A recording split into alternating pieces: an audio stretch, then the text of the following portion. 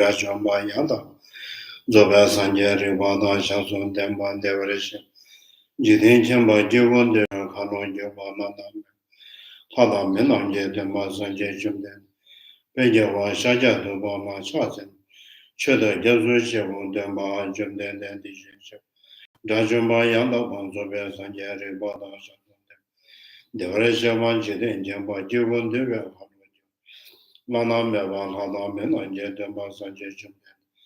Bejawa Shaja Dubama Shazen or Jedo Jazuja, Dema Jumden, the Jinsha Vandajamba Yanda, Zoba Sanje Ribada Shasun Demba Devaration, Jidin Jamba Jubon de Kalo Jubon Lana, Tada Menanje Demba Sanje Jumden, Bejawa Shaja Dubala Shazen or Jedo Jazuja, Jumden, the Jinsha Vandajamba Yanda, Zoba Sanje Ribada Shasun. Devaration Jidin Jamba Jubon de Kalo Jubon Lana. Hadamenanje de Masanje Jumden de Beja. Shaja de Bala Shaja Roche de Jazuche, Kanze Kanye Zova Jetamze, Sajan de la Combat. Manage them, de la Georgia Zua, de Keva Jama Shah. Namda Gunga Shodo Suzava, Yije Jazu Sejo. Chavan Jeden Sumnala Meva, Gomba Chuni Jana Shah. Senjon de Matimenda Viche, Selon Java Jana Shah. Direjana Seva Sumanje, Yame, Tenje Jana Shah. Bodu Jeche, and Baton Jeche, Betom of Sonam Yenija. The Jeja Lacha, the Motab, and the Jato, given yet on the Chedo de la Machojo, Washing you, Jolacha, the Lieutenant to Shinga Tamba Yende, the Gelo, Nayacha, the Wachi, and give up his also Wajarangas and the Yozo and the Sanja. Kamara Rima, that you must have a sugar on the Lama, attend over the Jecha. Solomon Dia, Tomje Seva Yokovandom Naki, Gentadu, Adana, Shiva Loki, Siva Solendro, Wandro, show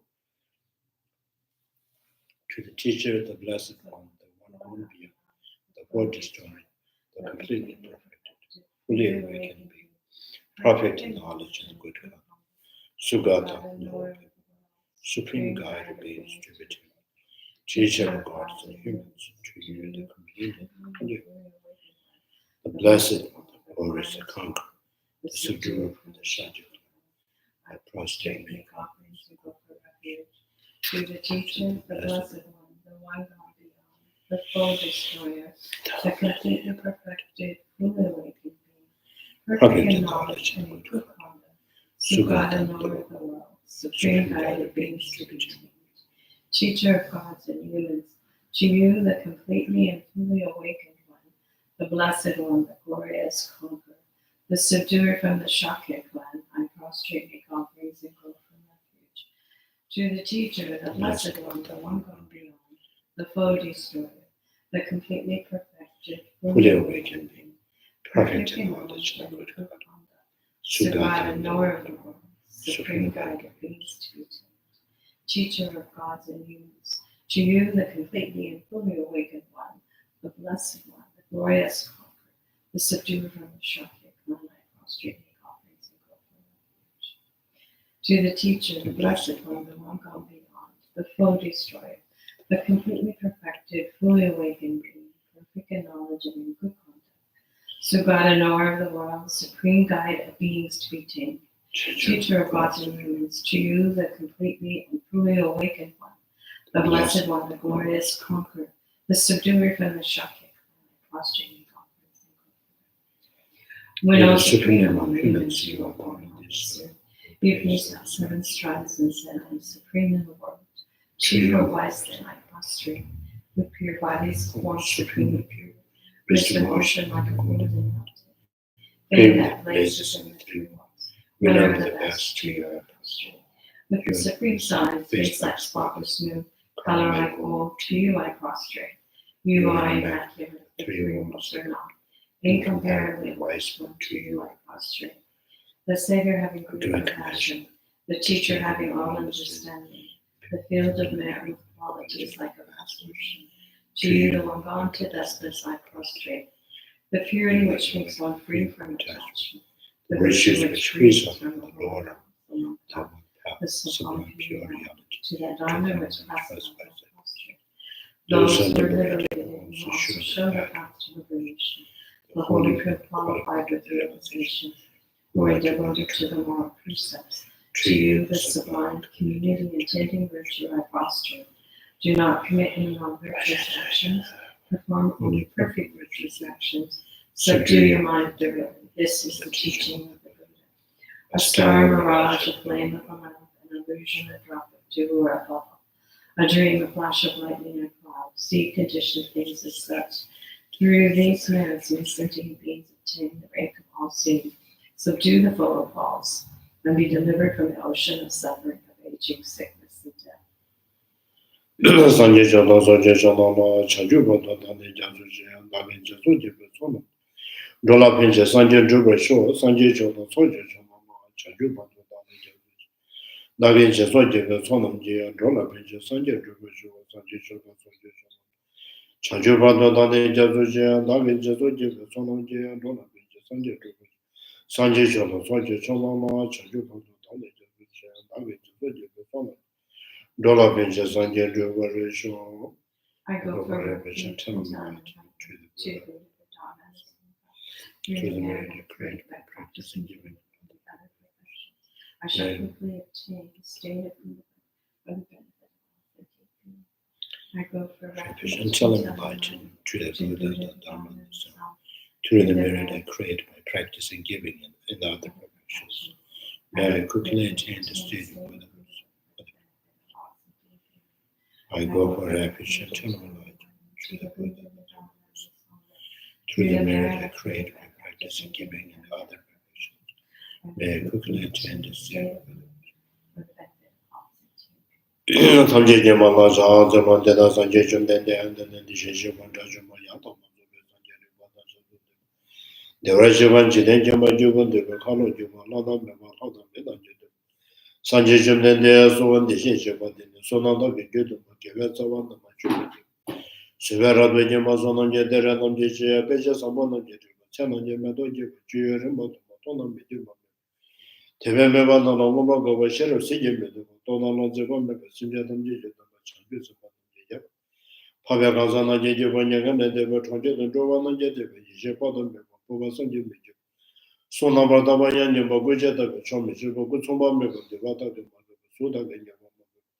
Sona Vadana Madhuba, Dungalana, Bajuba, Puma, the Lana Bajuba, Kanana, Medeva, Jajan, the Shilachip.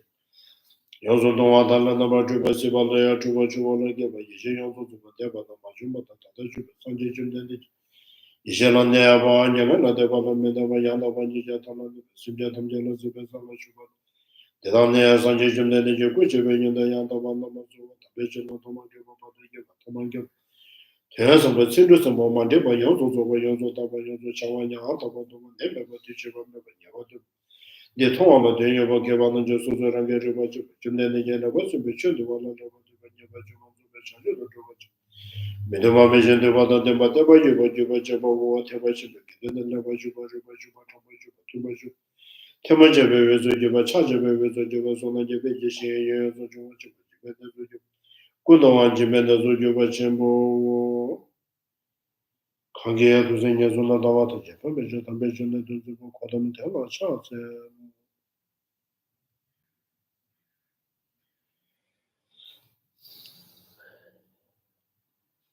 So,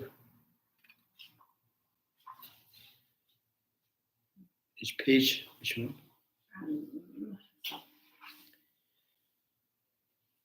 To Fundamental 64. 64? We just got to the top of that. Or just top, okay.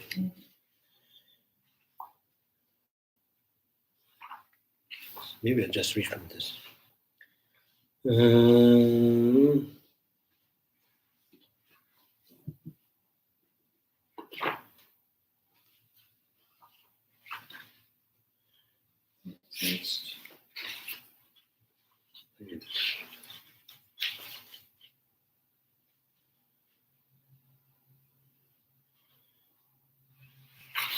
To 63 verse. where we started last time. Yeah, so now some people assert this from the emptiness, a thing being empty of itself to be perfect view, while others hold it to be nihilistic emptiness. The both of these remain, however, outside the true understanding of the dependent originations, free from extreme of eternalisms and nihilisms, which has been established by the conqueror Nagarjuna and his spiritual hearers, right? Aryadevas, not just once but repeatedly.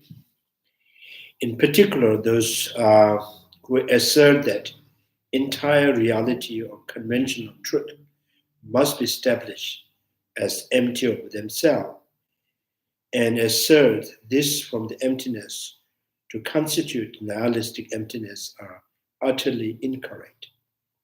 There is none among the four Buddhist philosophical schools that recognize the particular view to be a nihilistic yet cultivated it within their own mind. Yeah, so this is although the Siddharthic school, minority schools, they think the Prasankhya school views of emptiness is nihilistic, but the Prasankhya school uh, sees perfectly the realities. They are not falling into nihilism because they could generate compassions, bodhicittas, and the practical generosities, and even more more conviction with faith in the law and cause and effect. So that proves they are not falling into nihilism. So the notion of the emptiness generally entails that given in entity the base of negation, the basis of negations, demonstrate to not to exist in a manner that is being negated or shown to be empty of what is to be negated.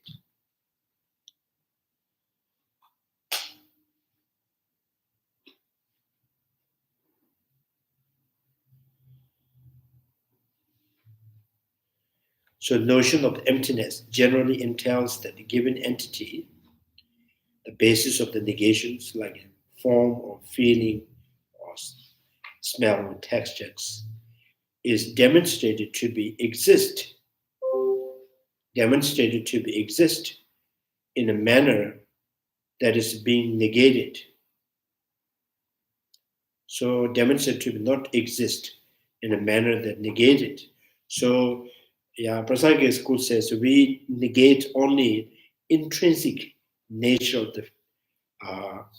the phenomena, but we do not really empty anything that really exists in the realities. So you say the demonstrated not exists in a manner that is being negated, or is shown to be empty of what is to be negated. So basis, negation element, and the what has constituted after having been negated the negation element. So the what left is the form, sound, smell, taste, textures relatively exist, because the relatively existing is not a negation element. It's not negated, not refuted. Only is refuted is intrinsic. So the intrinsic and the relatively existing is what we call is dichotomy. If something relatively exists, and that must not be intrinsically exists. So something that exists by nature is the feeling that exists by nature of, uh, like for example, the feeling of the sad or feeling of happiness is something that exists by nature of the consciousness. Then that feeling, kind of the sadness must be intrinsically exist. By nature, it is by nature of the mind it exists. So therefore, uh, so uh,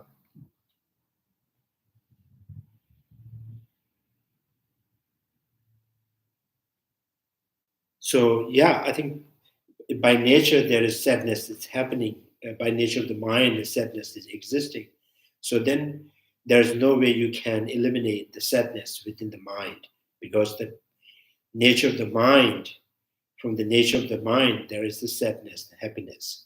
So there is no possible of, the mind could really experience, uh, permanent state of bliss or the peace, because the nature of the mind has the sadness. Nature of the mind has the excitement.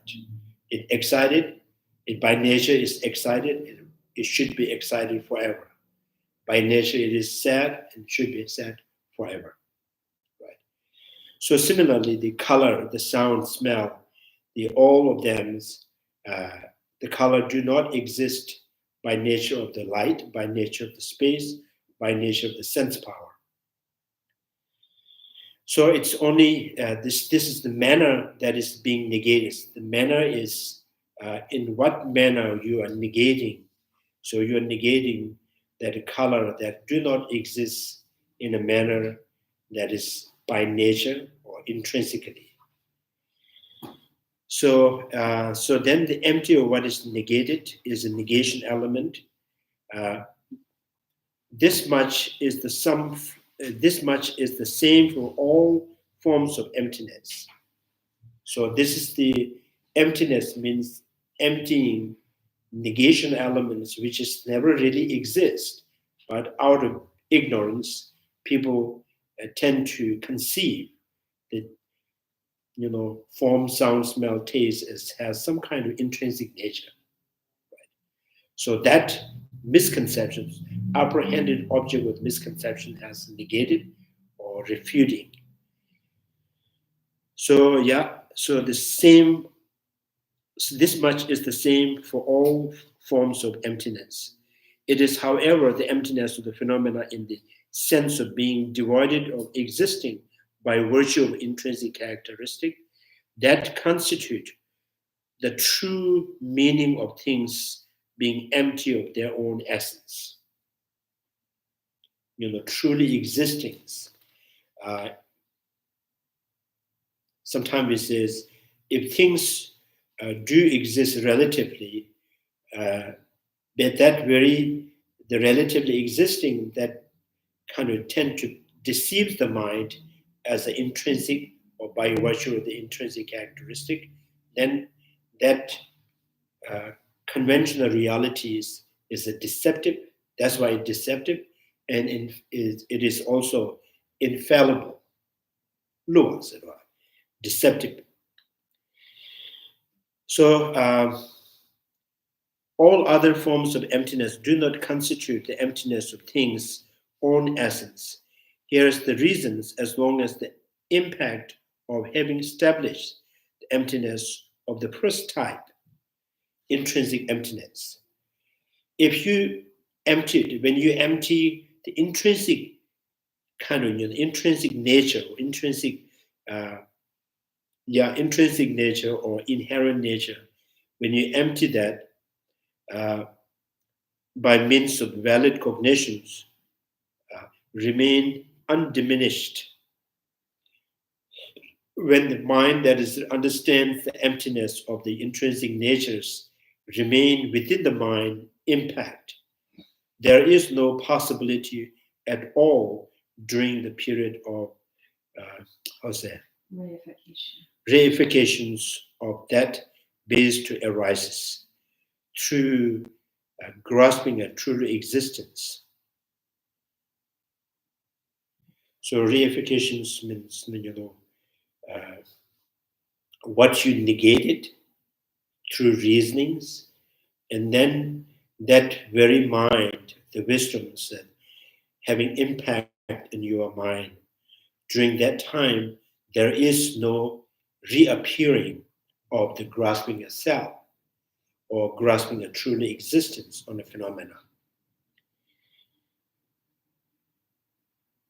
Arises through the grasping a true existence owing to any kind of philosophical reflections, or when the wisdom that reveals the emptiness of the intrinsic natures, having impact in the mind.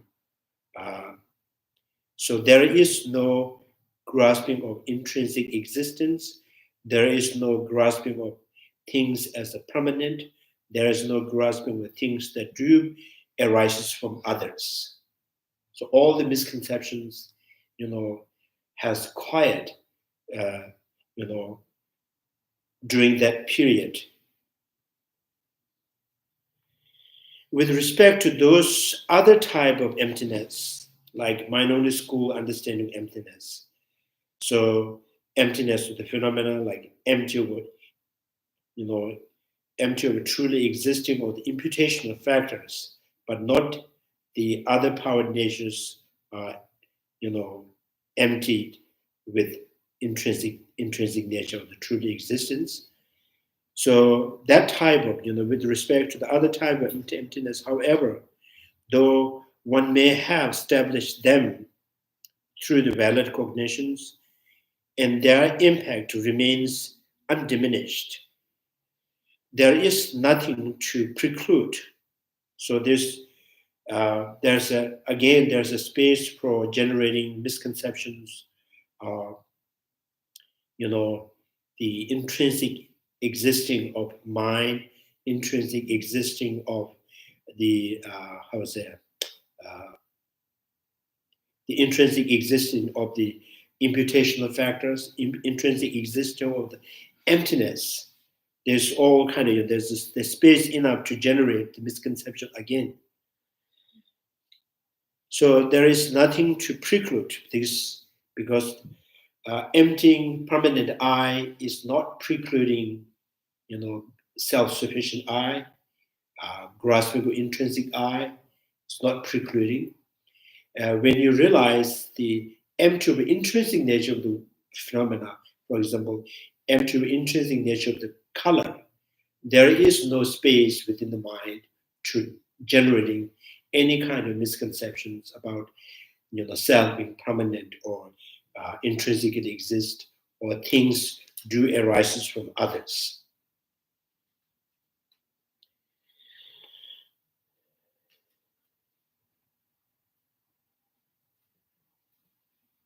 Nothing to preclude.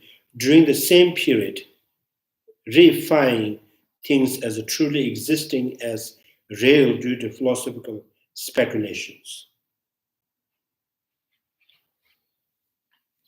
Yeah, when you come to understand through the contemplations, when you come to understand all the self of the person is not a permanent. So the very mind that understands the person is not a permanent, so it's still not precluding the misconception of the grasping of self. Self, although it's not permanent, self may be intrinsically exist. Self may be self-sufficiently exist. Right? When you empty the self-sufficient I, and although the self is not independent, but the self may arises, in the nature from the nature of the consciousness.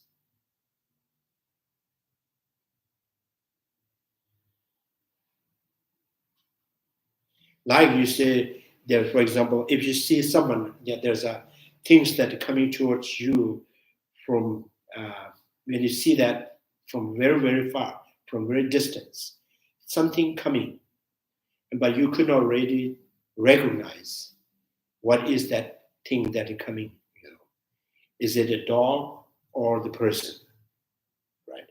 So when you know there's a something, does not mean it's not precluding is a person or the dog. And then it closer, then says, oh, it's not a dog, and then the you see it's the person. And still you have space enough to, superimpose on that. Or maybe there's male, there's a female, or there's any kind of human beings. And then much closer and closer, and then you can directly perceive, and then that preclude all the misconception on the object. So similarly, when you understand that the person is not a permanent, but it still gives you enough space for generating, maybe the self is self-sufficient, maybe self is this intrinsically existence. So now they say, when you realize the self is not intrinsically exist, then not at all. There's no space for generating any misconception. So yeah, this is the realization emptiness of the Prasangic school point of view, has more impact and has more power to to prevent all kind of misconceptions.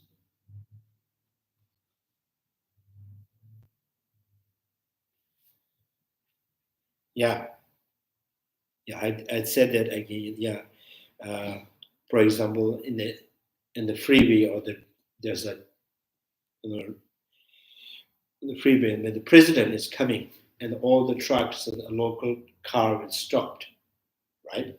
So this is like that. Wisdom realizing emptiness of the Prasangic school, uh, the point of views, has the power to, uh, to quiet all the misconceptions.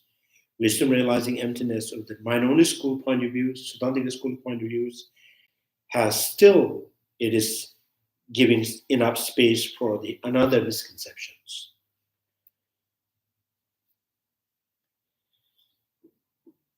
So that's the is a part of the how's that?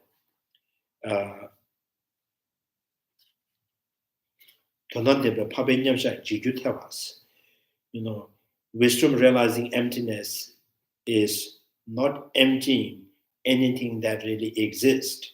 So therefore, the wisdom realizing emptiness is not the distractions of the conventional reality, right? Wisdom realizing emptiness is not destroying anything that exists, right? Because the things by natures, things, by themselves empty of intrinsic natures.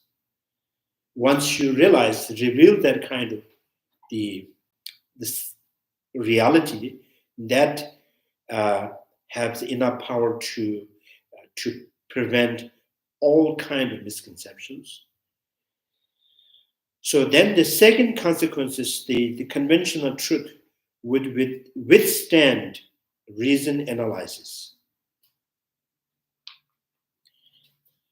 If still you think things do exist by nature, things do exist intrinsically, then the consequences is the conventional truth would stand with reason analysis. So when anything that you objectively analyze, and some may you find, like if the color has some intrinsic nature, then when you objectively analyze on the color, you may find somewhat the color in the light or in the space or in a form or in a sense power, right? So because when you objectively analyzing, because things, if the color has some part of it existing by its own intrinsic, so the consequence is that conventional truth would withstand reason analysis. So no object, no conventional reality could stand with reason analysis, because all the conventional reality is relatively, imputations, relatively exists. Relatively exists, anything that relatively exists, when you analyze objectively, they could not stand with that wisdom. So now this is conventional reality could not stand with reason analysis. Does not mean conventional reality is not exist in the reality, because their reality is relatively existence. Reason analysis is seeking for objectivities. So when you so anything that relatively exists could not stand with reason analysis. Here some assert the following: it is the logical that since there is no arising on the ultimate level, arising from self and other are negated. Some assert, some within the mind, middle school, middle autonomous school. So, nonetheless, insofar as the nature of the form, feeling, and so on, perceived by two kind of valid cognitions, perceived by two kind of valid cognitions are concerned, these will arise without doubt from something that is others. So now the medieval autonomous school is saying that, yes, we do understand that things do not exist truly, things are not truly exist as,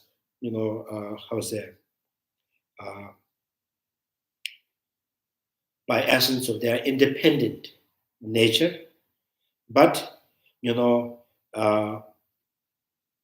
because for example, the perceived object here is basis. For example, the realization emptiness of feeling, perceive the feeling not objectively exist. And conventional the perceptions that is perceiving the feeling, like the thought which is conceiving or imagining any kind of feeling is also the perceiving the feeling. The feeling become the perceived object. And understanding the feeling do not exist intrinsically. Again, the feeling is the perceived object. They understand, perceive the feeling not exist objectively, right? So the medieval autonomous schools are saying that is, so feeling is the basis for two cognitions, two valid cognitions. One, the understanding the ultimate nature of the feeling, one that is understanding the feeling itself.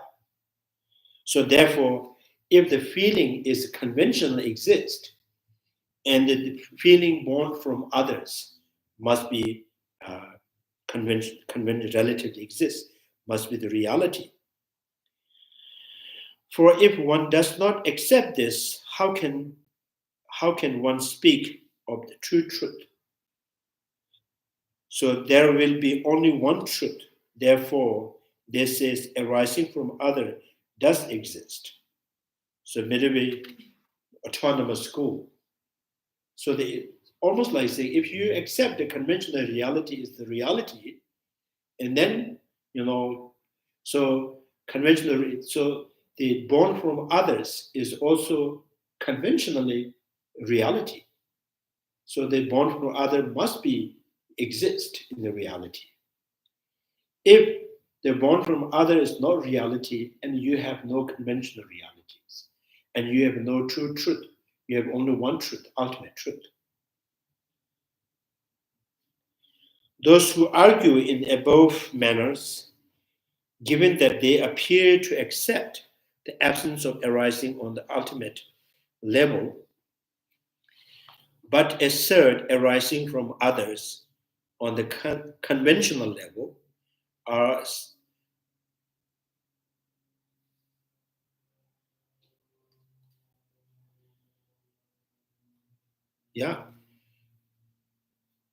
conventional level are certain Sautrantika Madhyamikas.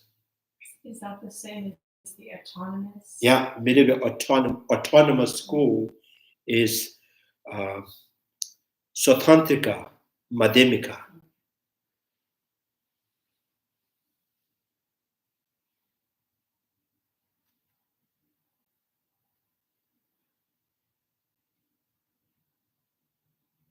Maybe there's a different, two kind of pronunciations. Sutrantika or this Swatantrika, sometimes Savatantrika, some says. Like in Mahatma Gandhi, he when he against the British government, he created this path, Savaraj. So the what's that?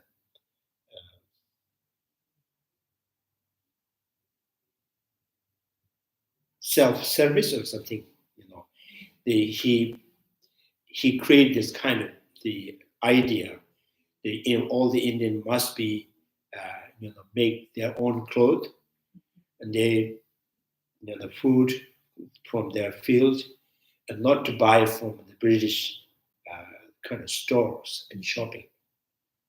So that's he says, Savaraj, you decide your living and not rely on others. So the Sautrantrika Madhyamikas is, the same as, Ramgyupa means, there's something that is within you, something that within the basis, to identifying yourself. The feeling, form, sound, smell, taste, they all have something intrinsic qualities.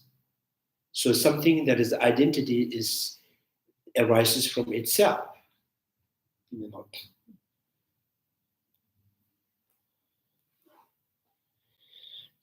So their assertions, the if arising from other in terms of intrinsic arisings does not exist on the conventional level, so there will then be only one truth, is intended to suggest that if there is arising by virtue of intrinsic characteristic on the conventional level, conventional truth will have no realities, since the conventional truth would be untenable. There would be only the ultimate truth. So whatever they're saying says the conventional reality must intrinsically exist, must have the identity, that arises from its own nature. So otherwise, the conventional realities, conventional could not be a reality. There's a feeling, form, sound, smell, taste is not going to be a reality, not going to exist. So then only thing that you have is ultimate truth, and you have no true truth. Now the Prasangika schools, in response, the commentary says, so the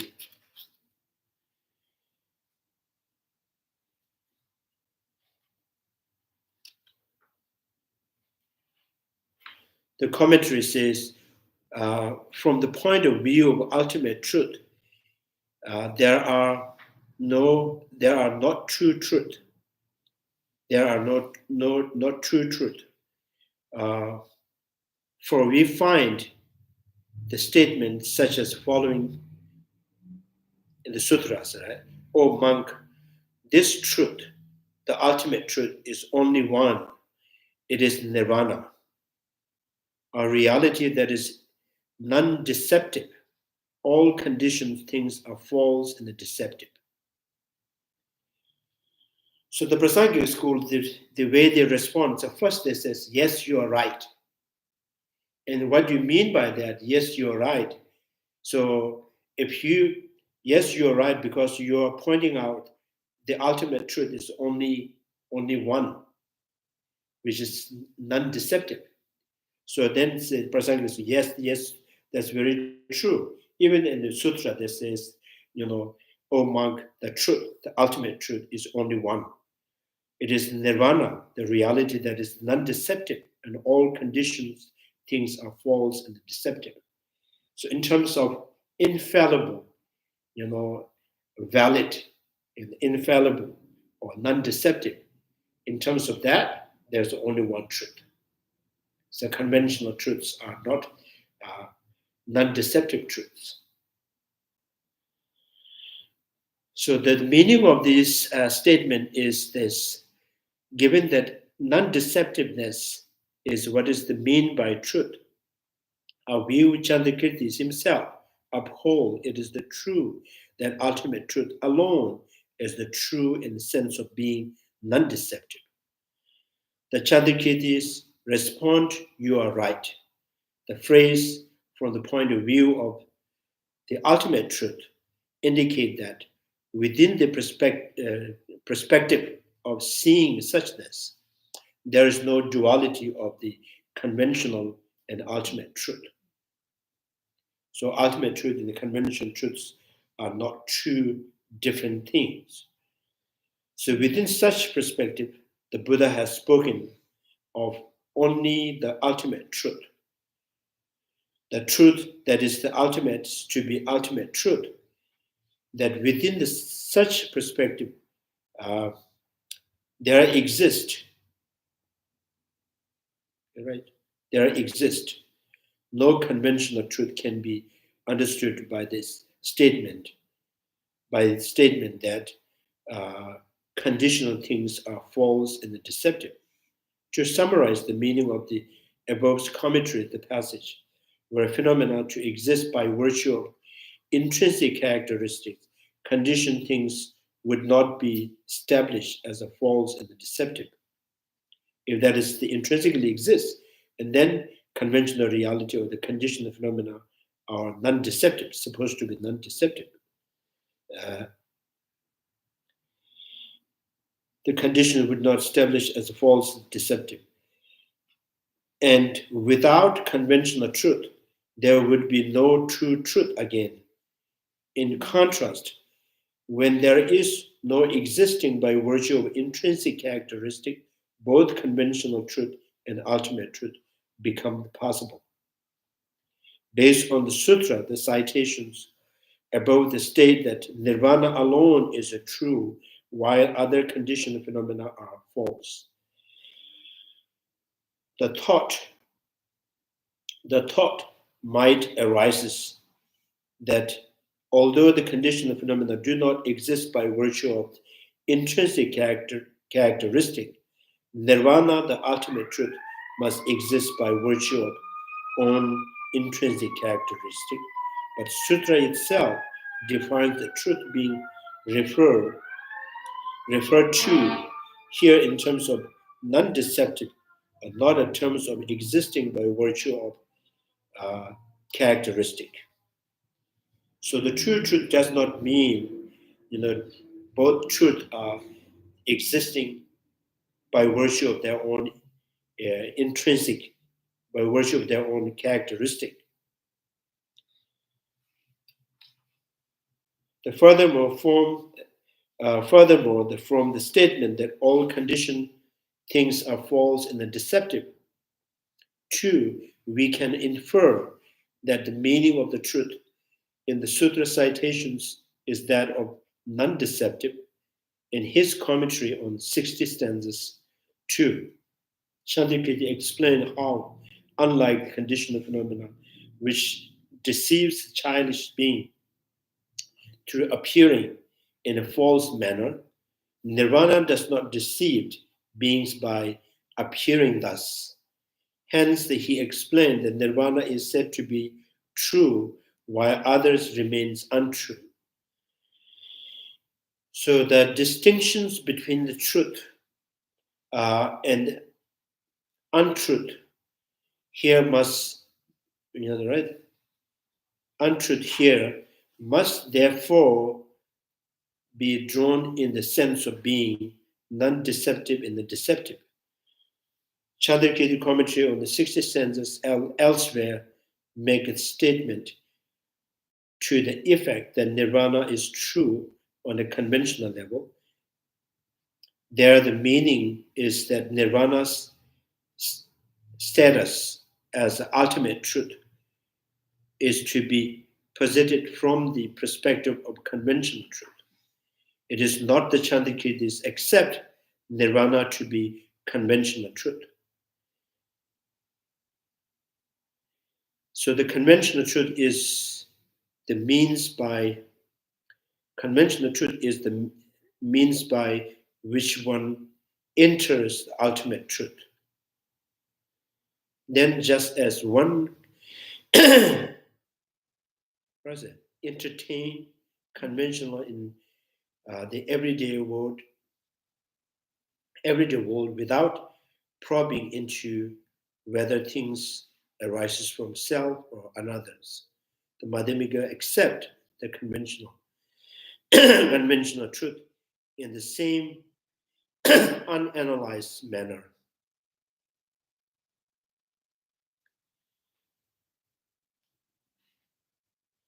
Thus, which such phenomena are unanalyzed, nothing is found as their own natures apart from the suchness. So the conventional truth of the everyday world should not be subject to analyze.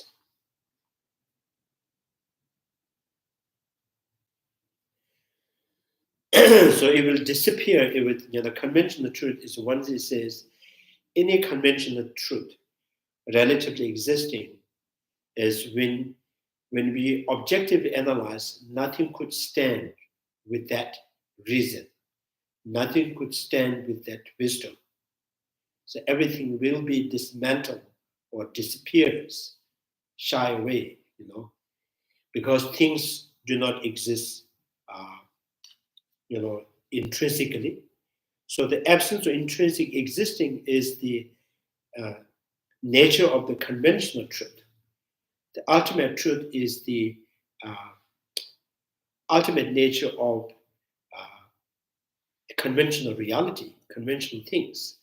So ultimate truth is also nature of the deceptive. Untrue is the nature of, nature of the deceptive.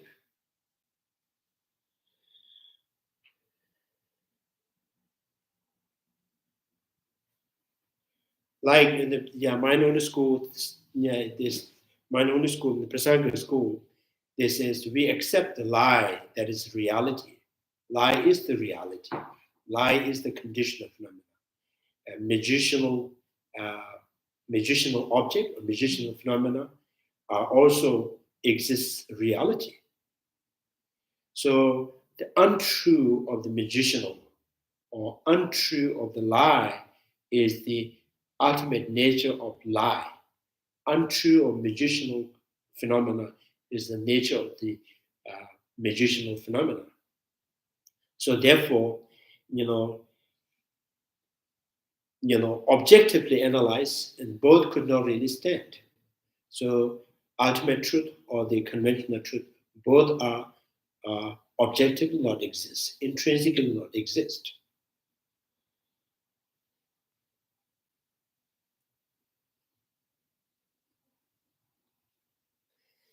So this also raised the questions to the medieval autonomous schools when you say, so if you think the conventional truths are not intrinsically exist, and there's no such effect that arises from others, then there's only one truth. So if you're saying, non-deceptive truth, there's only one, and we also agree on that. So there's non-deceptive truth is only one, that is ultimate truth. Now, if you're talking about true truth, one is the conventionally, truth is something conventional reality, therefore it is truth. Or one is objectively, when you objectively analyze what you find, the absence of the objectivities, and that is the ultimate truth. So in that case, yes, we, likewise, the conventional reality is the reality, like magician object is the reality. So all the conventional realities is truth to those conventional subject, conventional, like eye consciousness. Color is reality to the eye consciousness. Color do not exist intrinsically is wisdom realizing emptiness. Right. color exists, color perceived, color experienced, are apprehended by the eye consciousness. So now the empty realization emptiness is, emptiness is trying to seek for objectivity in the color, and it finds no objectivities. Color is not objectified. Color is not really exists inherently. So I think this is the kind of medieval autonomous schools having hard time to understand that if the color is perceived with the eye consciousness, the valid cognitions, is cognized the color to be existing. So that kind of if the color is not truly exists, not inherently exists, how can the color be perceived by the valid cognitions? So there are kind of what they find is the contradictions. For the Prasangika schools, there's no contradictions. Color be perceived and experienced and apprehended by the eye consciousness. Eye consciousness is valid cognition with respect to the color. But eye consciousness is not really recognizing the color is inherently.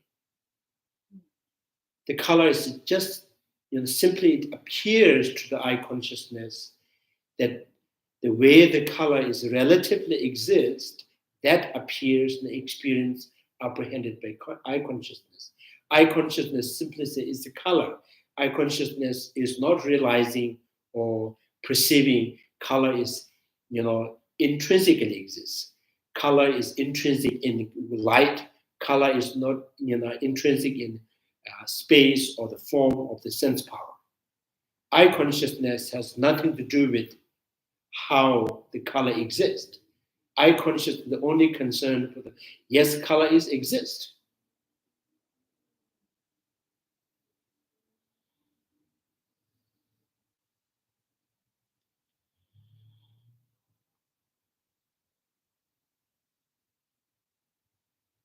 So then, would you say only mental consciousness can misperceive or misapprehend the existence of color as being intrinsically? Because eye consciousness can't perceive it. Eye consciousness is not really directly perceiving the color existing from the nature of light or the space. Mm. Eye consciousness only it experiences the appearance of the color. Eye consciousness, yes, there is color. Like I have mentioned many times, magicianal person or magicianist, right? Mm-hmm. The person who performed the magician. So magician and audience. So magician also entertained by his magician object. He also sees the magicianal phenomenon. And audience also sees the magicianal phenomenon. So the problem is the audience perceive the magicianal phenomena as the true. The magician also perceived the magicianal phenomena, right, not true. But both perceive the magician phenomena. So similarly, the color is deceptive. It is not intrinsically exist, but this is nothing to do with eye consciousness. The eye consciousness is the only concern for the color is exist before that consciousness.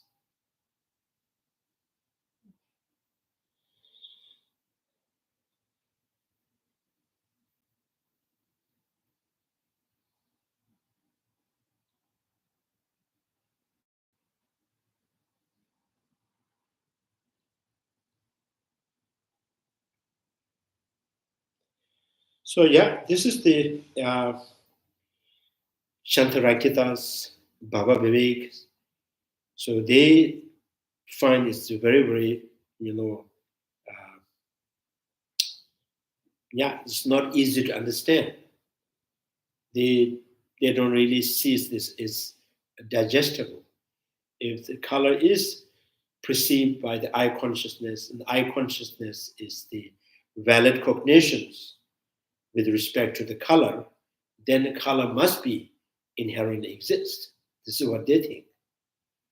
And Prasangika school says the eye consciousness is the valid cognitions with respect to the color itself. Is not color how it exists, is it inherently or not inherently. So this is what is unanalyzed subject. Color do not analyze. Color do not analyze. Color has the eye consciousness do not analyze on the color. Like feeling.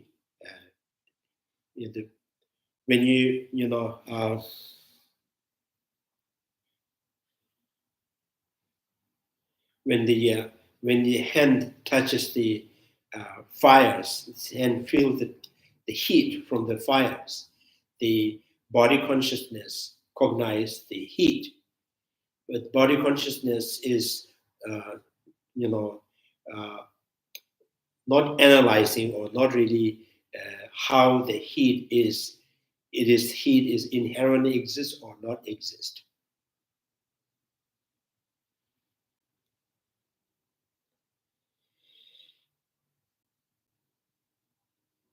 Yeah, any questions?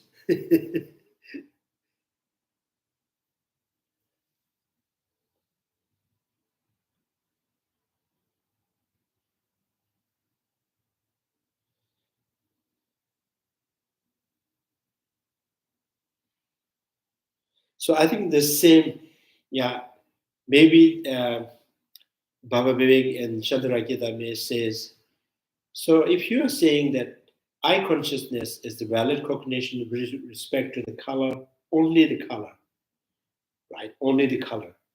The wisdom realizing emptiness of the color is, trying to figure out, is it objectively exist or not exist?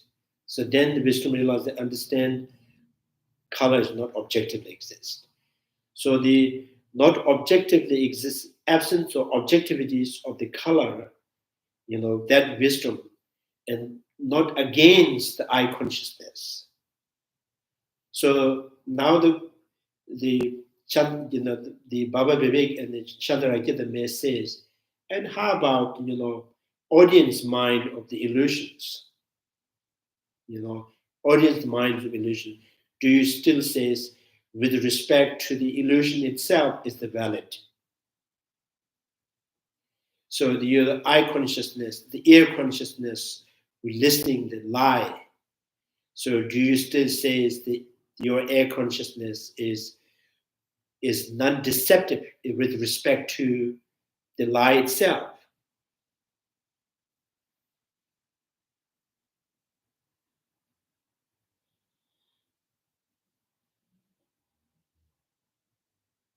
So they think it is the lie. If this is the lie, it is unreal. And this subject, which perceiving it, is also perceiving that is lie.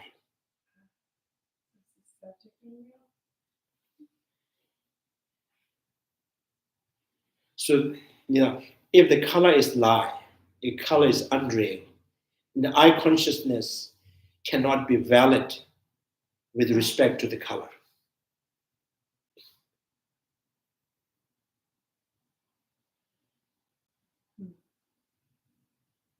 But it is apprehending the color correctly, right? It's just not. So the middle autonomic schools, they argue this. You are saying the color is unreal, color is lie, false. And if the color is false and lies because it's not inherently exist. So the kind of anything that intrinsic nature, inherent nature in the color,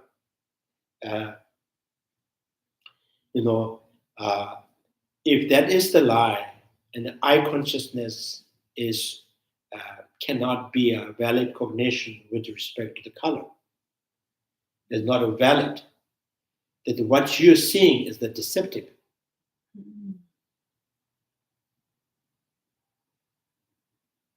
So what you're seeing is unreal.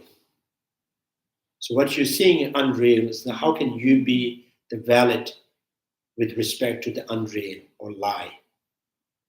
But it's not unreal in the sense that it doesn't exist. It exists. Huh? Doesn't exist. Well, when you say unreal, it kind of seems synonymous with not existing. You're not meaning that. Okay.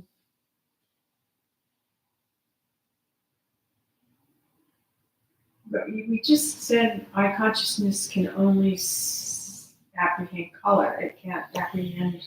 Do you see the difference? What I'm saying, I'm trying to bring the argument from the medieval autonomous school. Because the autonomous school says the color must be inherently exist. Because the eye consciousness is the valid cognitions with respect to the color. If the color is not intrinsically exists, color is not inherent. Color has no, so what they think is if the color is not inherent, identity of the color is not done by itself. So how can eye consciousness be valid with respect to the color itself? If the color is the deceptive, it is false, it's unreal, it is lie, and then your eye consciousness cannot be a valid cognition with respect to the lie and unreal. So the autonomous school is still hanging on to that intrinsic. Yes, quality. yes. So because they're named as a truth, conventional truth, ultimate truth. Why would you say lie to be truth? If this is lie, it is a false. And how do you say it is the truth? The truth means there's some kind of true nature, some intrinsic nature in there.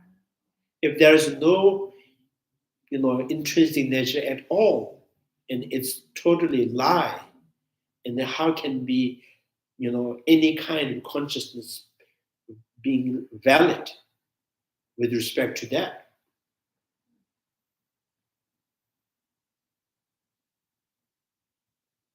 So the Prasangic school says, we are not saying if it is a lie and you have no valid cognition with respect to that. So you say when you're listening to someone who's lying to you and you listen that, and you can be valid, with respect to what he says, how he says. And then this is the meaning that is, meaning from that lying is not truly not exists or existing is other, another matters. So, but you can understand, you can witness. This is what he says. This is how he says. This long he says. This you can be valid towards that. So, Prasangic school says, you do not. If it's a lie, it is the reality. It exists. Anything that exists, there is the subject which can be valid with respect to the existing of it.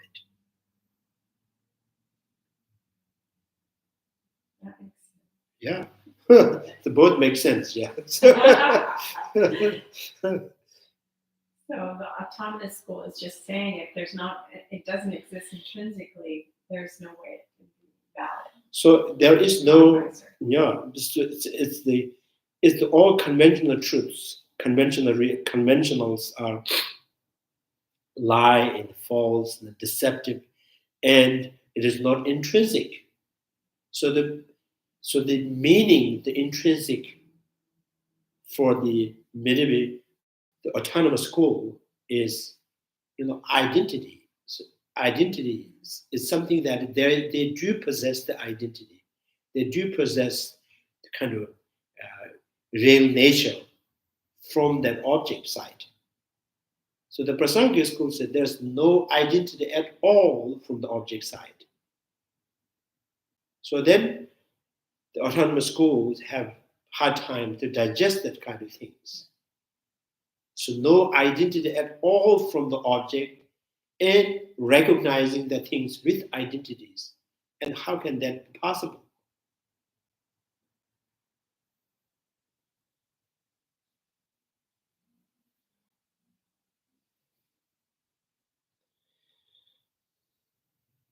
So with the, minority school and the Prasang's argument, we can understand. There's that, the, the, how say, uh, that there's a big difference. And when it comes to the middle autonomous school in Prasang's schools, I know this is very, very kind of subtle, their argument.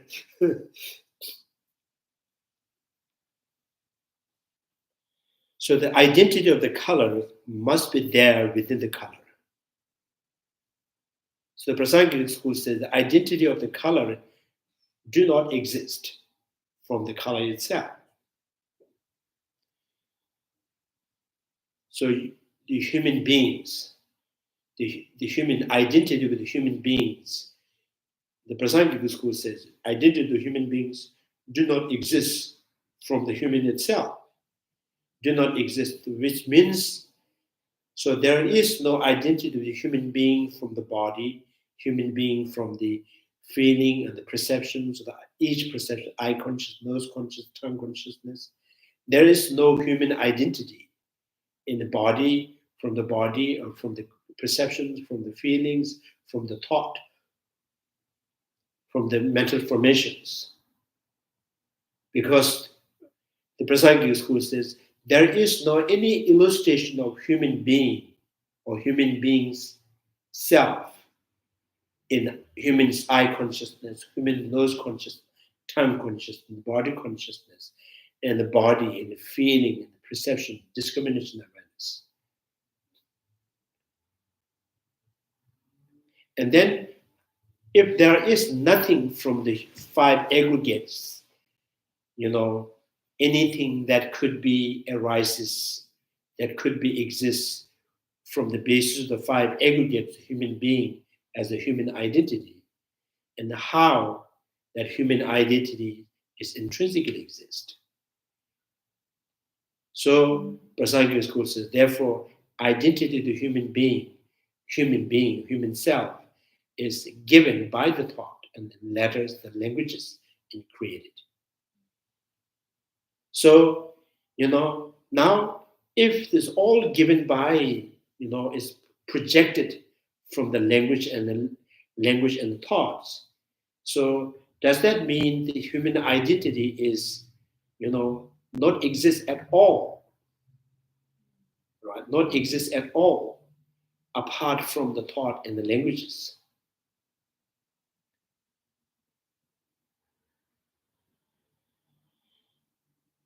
So that's kind of, very, very kind of very subtle. Yeah.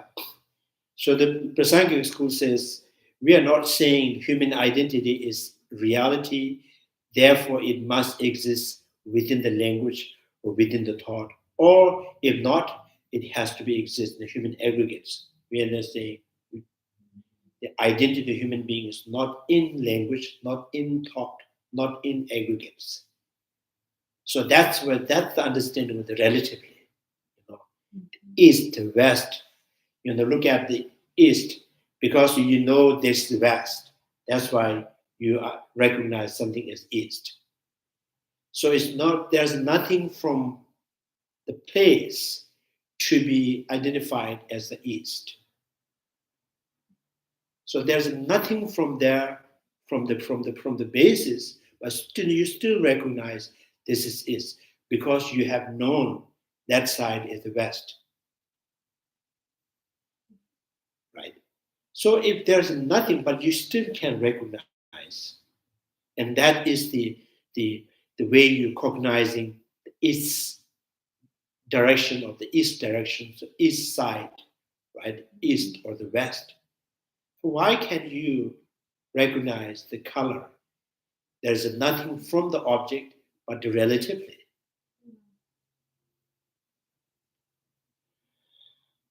So the autonomous schools that's too much.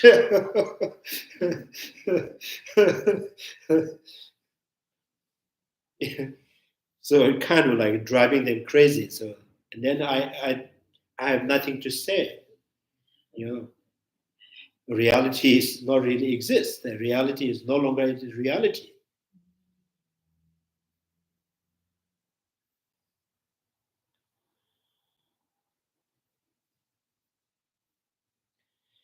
I think so the benefit from this kind of analytic thinking, right, is to pacify the afflictive emotions or the uh, afflictive emotions, because most afflictive emotions has the solid target, the identity, the characteristics, uh, attributes for the emotions that is really solid, concretely exists out there. So to break that, there is no such thing, right? It's all relatively exist. That could pacify the negative emotions, afflictive emotions. The purpose is to pacify the afflictive emotions. But yeah, this kind of sometimes is very you know uh, so sometimes people could not really agree that the color has no identity from its own side, and the same. And then when you apply the reason to the east and the west, it seems that that's correct. There's nothing from the soil side. There's nothing from the tree side. There's nothing from the cloud and mountain side to be east by itself. But still, there is recognizable as the east. So now you cannot say the east is, purely out of fabrications, and the color is not fabrications. And how can you really say color is, not totally fabrication, but east, the direction of the east and the west is not a fabrication. It's a fabrications. Because the east is you can see with your eye, you can, you can pinpoint with the fingers. So it's a kind of huge. You can the place you can see it, right? But if that is fabrications, and why not? The color is not fabrications.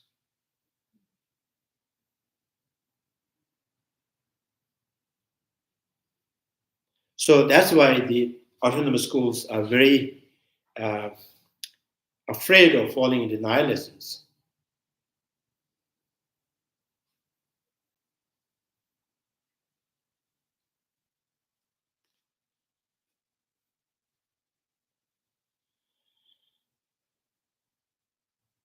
So if this is leading you to falling into nihilism, and then it's better to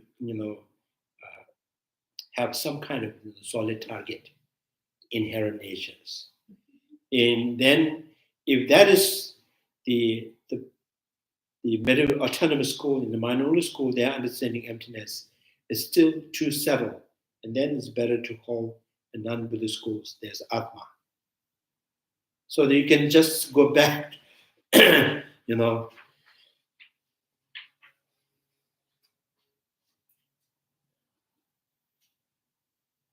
So the Atmas, the permanent I, Atma, uh, is very, very kind of, what called,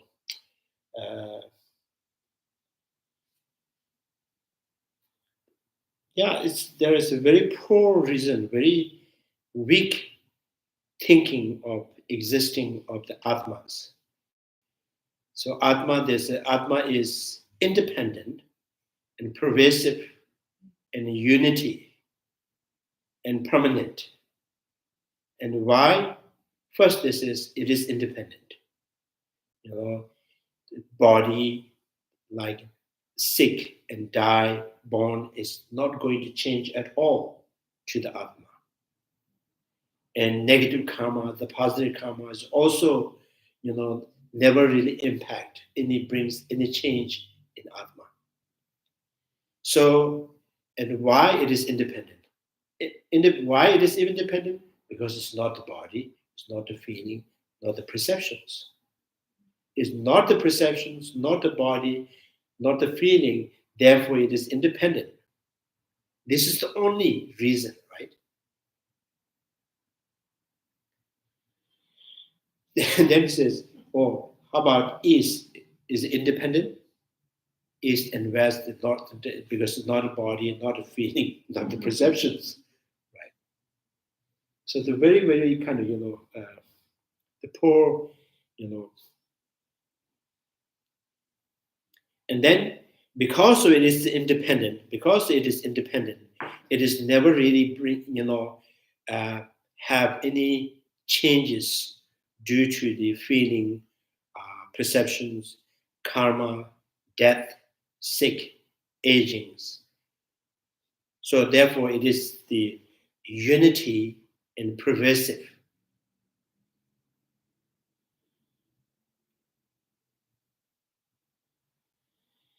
Now the intention or kind of maybe say intention of Atma. I think that something. There's a what's it?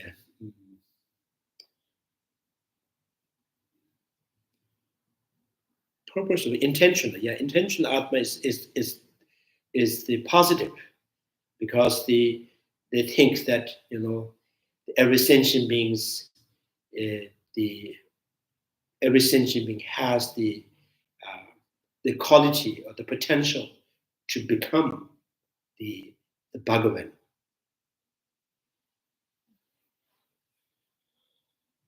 Because now they're saying Tantrayanas, Buddhist Tantrayana, many of the Buddhist Tantrayanas, and non-Buddhist schools, the Hindu, they're all kind of come to the one class, saying, so because of not knowing yourself, not recognizing yourself, is the conditions you are in samsara. Once you recognize yourself, once you're able to identify yourself, and you will become the Bhagavan. Mm.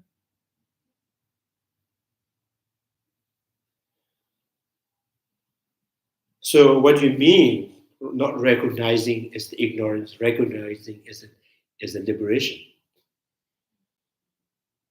What you are. So again, it says recognizing yourself is, when you through all the afflictive emotions, negative emotions, completely purified within the mind, and then you will know you are the Bhagavan, you are the liberated being. And they're exactly the same, Prasanga's Guru says, when you're free from all the afflictive emotions, you are a liberated being.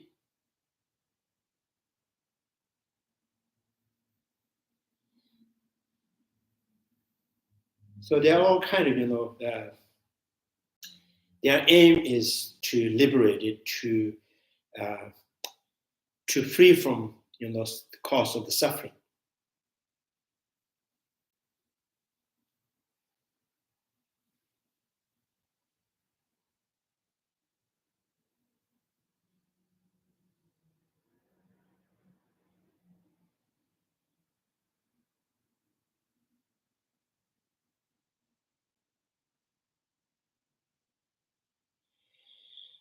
Yeah.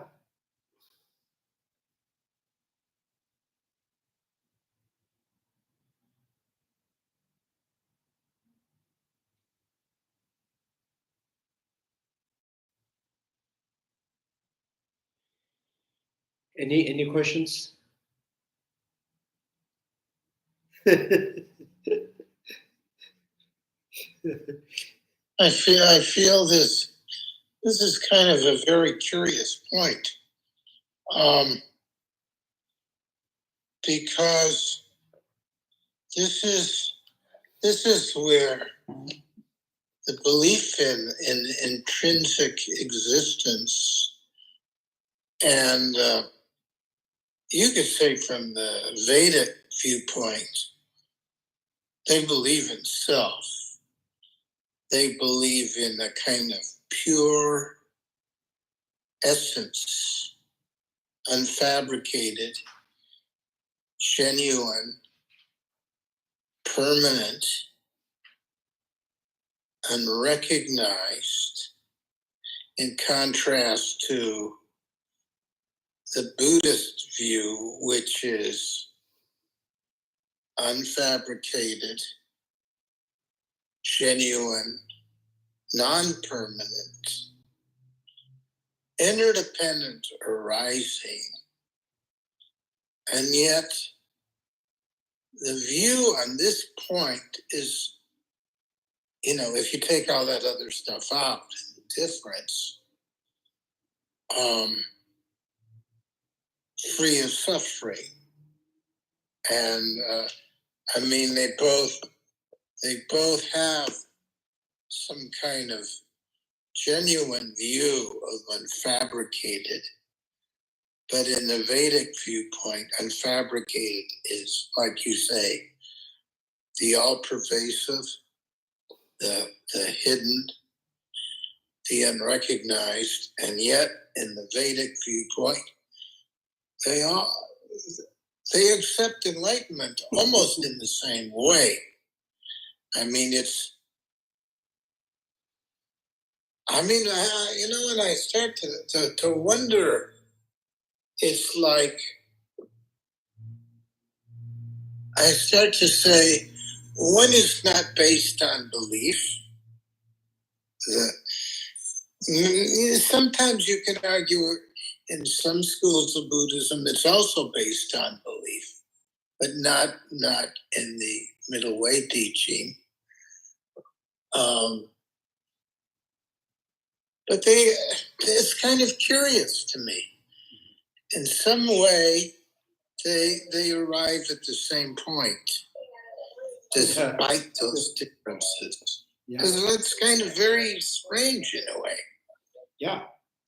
In the families, one is educated, one is not educated. And even they all come to the home and have a dinner at the same table with. So now the reason is because they all have an intention, the positive intentions, positive desires, good hope for everybody. Now, who is practical? Who is impractical? So then, when you, from the beginnings, before you start the journey path in the liberation, seeking liberation, when you hold on intrinsic I or permanent I or Atma, that very, the concept or belief, kind of the grasping, it is the condition that drives all the afflictive emotions. So now you are saying that, I'm going to clean up my room by this dirty rag, right? When you're holding, so I'm cleaning up all this, holding on, what you're holding is the very dirty rag or rag? Rag, yeah. So how can we can accept, we can agree that you have a very good intention, very positive intentions to attain nirvana, attain Bhagavan, attain moksha, then you could benefit from many sentient beings. Intentions were good. So what tools you use to attain that state of nirvana, state of moksha? So if you hold on to Atma, so independent I, the permanent I, so the whole misconceptions, invited by this misconception. That very misconception is the invitation for all the misconceptions. So how can that be tools to attain the nirvana or the moksha. So that's the very reason. And then that's why it says from the beginning, when you start seeking for the liberations, you have to have a good view, good understanding. Then you can have the right antidote to pacify the afflictive emotions in order to attain the nirvana. So you are, for example, it says, one who, when there's a two persons, one is, the person believes that he can be in maybe 10 years, the 15 years, he can be a millionaire or the billionaires. For that reason, he go to school, he study, he collect knowledge. One says, yeah, me too have the potential to be billionaire or the millionaires. So I don't need to go to school. So I have the potentials. So I do not need to cultivate knowledge because I have the potential. This potential will lead me to the billionaire nirvana, a billionaire or the millionaire or the billionaires. So that's kind of thinking. You think that you have, you know that you have a potential. You are confident in your potential, but potential is not enough. So you have to have right perceptions to, in order to reach the enlightenment, you have to have right knowledge to pacify all the negative emotions. So the grasping an Atma, grasping an independent I, grasping a self-sufficient I, grasping an intrinsic I is not going to help you, to attain the nirvana.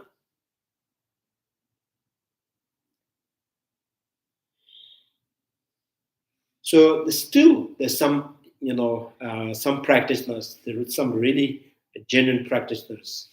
Some have the answer saying that if you have a genuine faith, faith in the Bhagavan and Buddha or the deities, a genuine faith, and you single-pointedly go with that faith, and because of that connections, you may be able to generate the wisdom. And then you can, without putting a lot of effort, you may have kind of able to generate the wisdoms. Then the wisdom can help you to pacify afflictive emotions. Then we could say, yes, that's a good idea. So that's still, we are all in the same page because only the wisdom can help you to pacify the negative emotions. So you are going to get the wisdom from the, lead by the faith. And, some practitioners says that first we need the faith, the wisdom. First we see the Bhagavan, the liberation or enlightenment is possible or not. Then it is the possible for me to overcome afflictive emotion or not. Is there any antidote which can pacify the negative emotion or not? Once you're convinced with that and you generate the wisdom, and then with that, you have a pure faith in possibility of the liberations, Buddha, Dharma, and Sangha. So now all coming back to the same point, how do you go? Right? With what you can attain the liberations? That now all agrees there's only the wisdom. So the wisdom and then the afflictive emotions kind of, drive from the misconceptions, the grasping of self, grasping a self-sufficient I, grasping intrinsic I.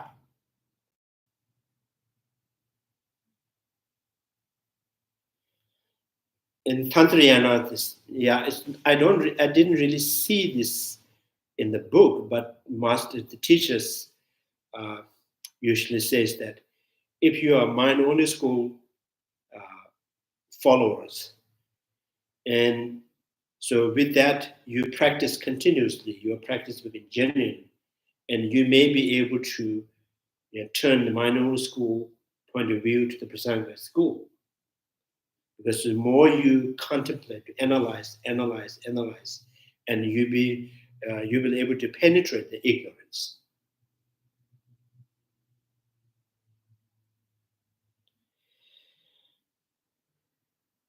Yeah, yet in the mind-only school, in San or in Japanese Zen, they don't have an analytical approach.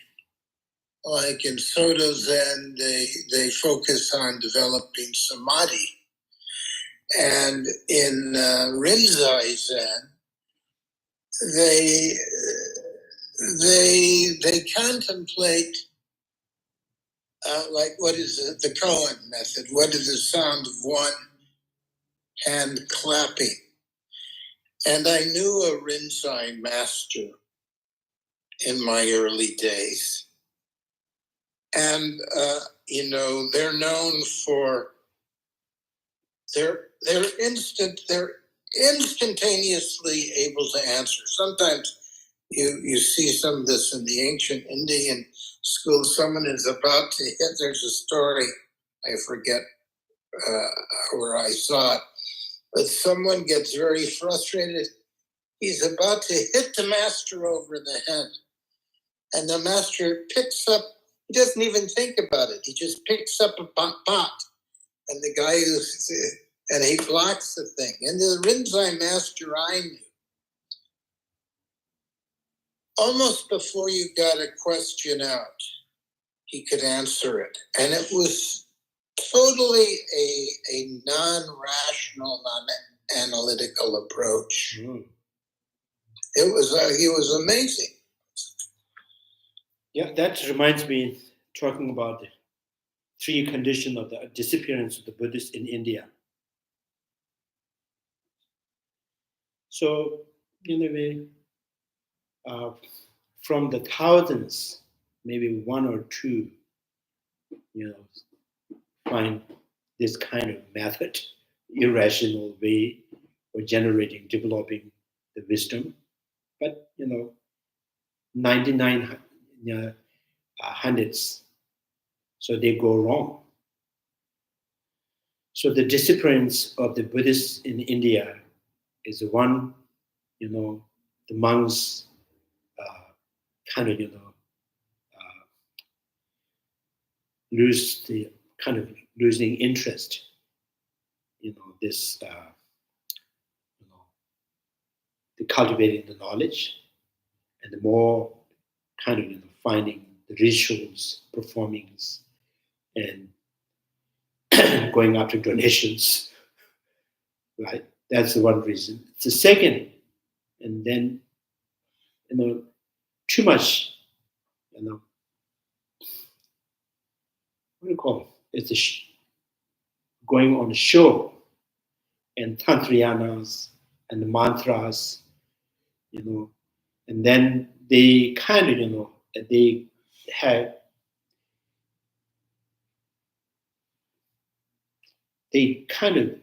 habituate themselves to more interesting in performing the rituals. So then there's many things that you do is immoral, unethic, right? So you do things because you are indulging yourself and just to perform the shows. And then the third reason is many intellectual people, many powerful who can think well, they show it back on you.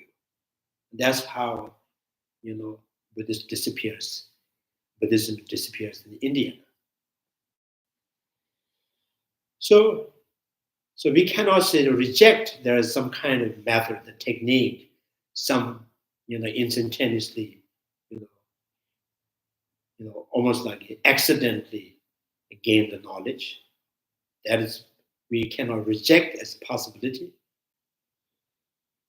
But the only way, that's the kind of the essence of that, is to attain the nirvana or enlightenment without the wisdom, without generating the realization emptiness.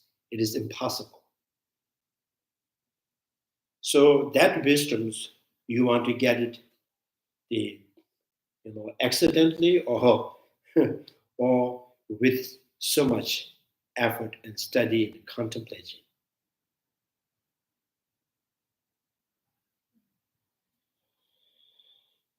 So yeah, so this is why the making a distinctions between the Lama Tsongkhapa explained that there's a two kind of wisdom that understand emptiness: minor school, the way of understanding emptiness; Prasanga school point of view on understanding emptiness. So then this is different. Is once you generate Prasanga school point of understanding emptiness, and then just by generating that in the mind will prevent all kind of misconceptions. So developing the emptiness, the wisdom in the mind-only school or the Sotantika school, that opens many space for many misconceptions. Maybe when you generate the wisdom realizing emptiness from the mind-only school point of view, you may prevents the non-Buddhist school, the grasping of self as Atma, permanent in unity. You may prevent that kind of misconception, but still there is, intrinsic I. So the, things could arise from others. So the things arising from others, there's intrinsic I, the illustration of I within the consciousness or the mind stream or the mind basis all. So when there is something, you have a solid target to feed your negative emotions. You have, ground for the afflictive emotion to play, to move around. So the Prasanga school, understanding emptiness, leaves total space. There is no, misconceptions in the non-Buddhist schools. There's no misconceptions from any kind of philosophical school point of views. So it's kind of, now only you see is how long that impact remains. So if you don't contemplate that again and again continuously, and maybe impact remain for a month or 2 months, and then if you stop continuing in this meditation emptiness, and then maybe after the impact is gone, and then again that misconceptions, how's that, take place, and then it hijacks all the mind, and this misconception will invite all the friend, all kind of misconceptions. Again, you just fall in the same emotional. So the Eightfold Paths, from the first, they call it view, the perfect view is important. When there's a perfect view, a perfect speech, and perfect thoughts, and perfect livelihoods,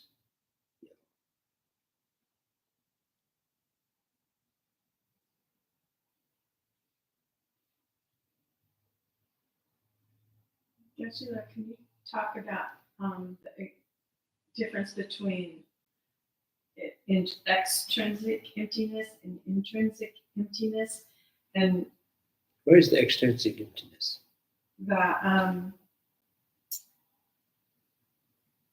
It says here, to assert that a vase being empty of true existence, but not being empty of itself, constitutes extrinsic emptiness. And I'm wondering if that's like a view of... Where's the line? Oh, it's on page 263. It's not one you covered today. It was just that paragraph above where you started. So it's sort of at the bottom of 263, in that this then is also intended meaning.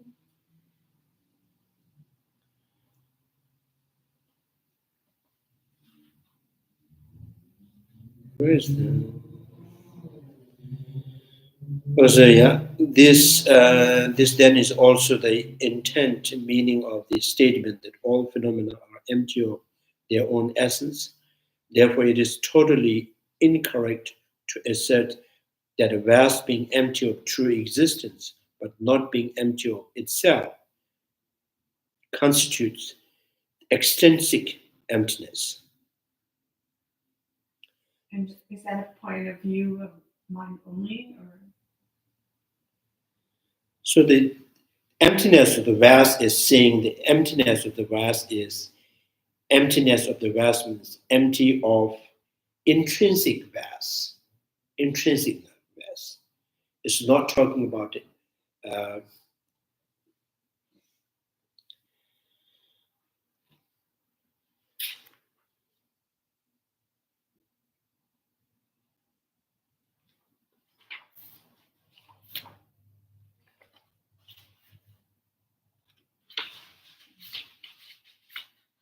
Oh, okay, so it's just a different way of looking at it.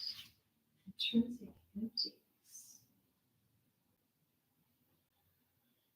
Extrinsic emptiness, that vast being empty of vast itself, constitute intrinsic emptiness.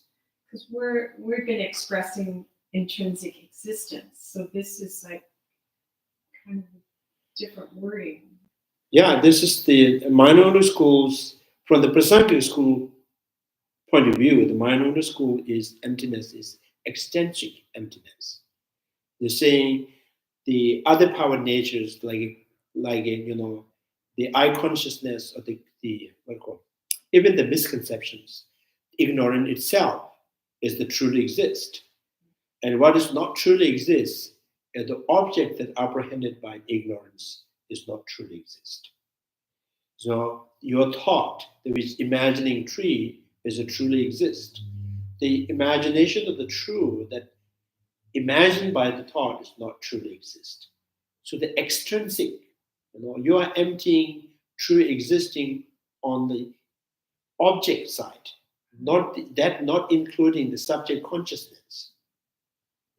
You preclude the subject consciousness, and you are, negating the truly existing on the object only.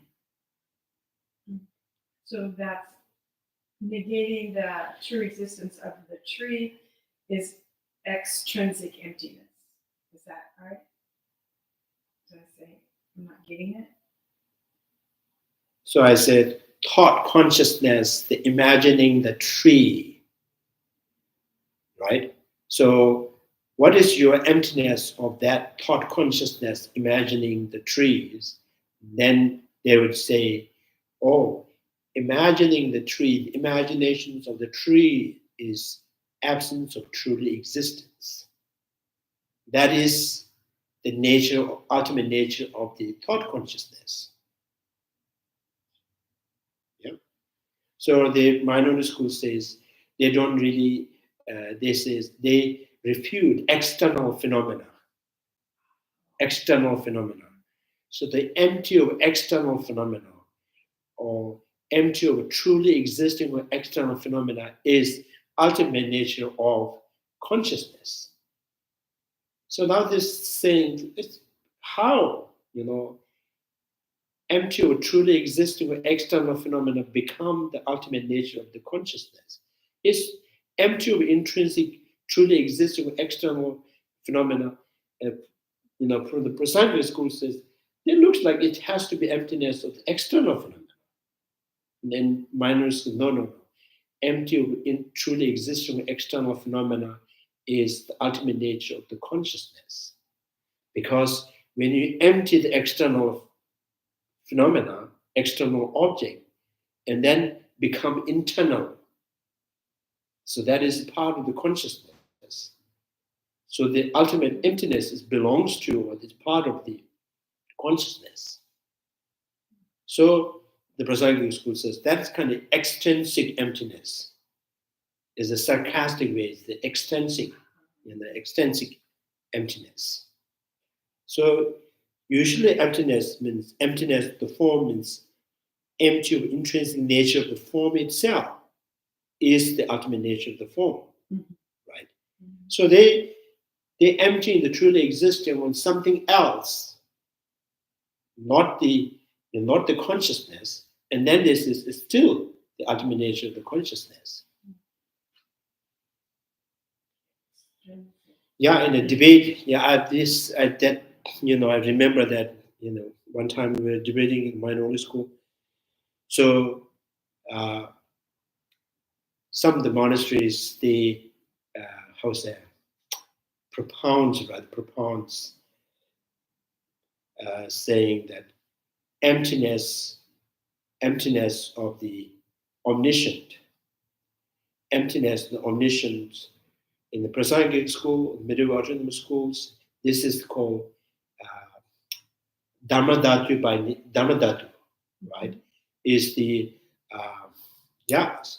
I think it's in the Sanskrit word for this. I don't know. What is the English word for that? Dharmadhatu.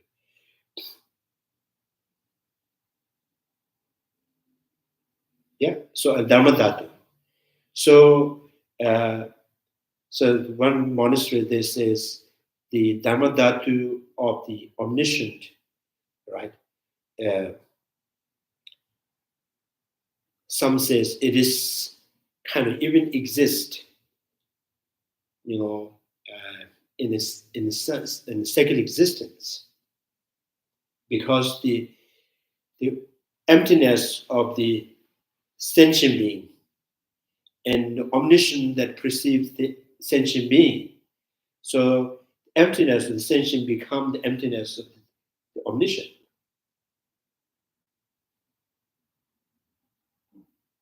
So the Dharmadhatu of the omniscience, some they say the Dharmadhatu is within samsara.